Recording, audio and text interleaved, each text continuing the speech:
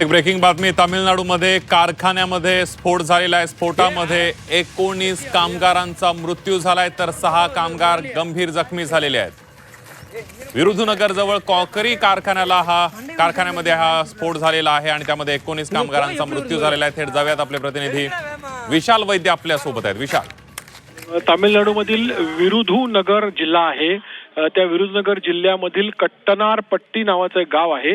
त्या ठिकाणी वनजा पॉटरी हा जो स्वयंपाकाला लागणारे जे भांडे असतात त्या भांडी बनवण्याचा हा कारखाना आहे आणि या कारखान्यामध्ये अचानक स्फोट झाला। आपण इथे दृश्यात बघू शकतो किती भीषण स्फोट आहे हा। या स्फोटामध्ये संपूर्ण जो कारखाना आहे हा बेचिराख झालेला आहे आणि अत्यंत दुर्दैवाची गोष्ट म्हणजे या ठिकाणी 19 जे कामगार काम करत होते त्यांचा जागीच मृत्यू झालेला आहे। आणि आताही अजून एक दुर्दैवाची गोष्ट म्हणजे आज रविवार असतो, रविवारी या कारखान्यात सुट्टी असते, मात्र 23 तारखेला निवडणुकीच्या दिवशी सुट्टी मिळाल्यानं आज या कामगारांना बोलवलं होतं आणि तेव्हाच नेमकी ही दुर्दैवी घटना घडलेली आहे।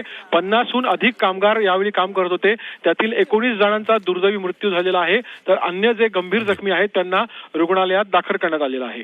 अगदी अतिशय दुर्दैवी अशा प्रकारची घटना आहे। धन्यवाद विशाल, दिलेल्या सविस्तर माहिती।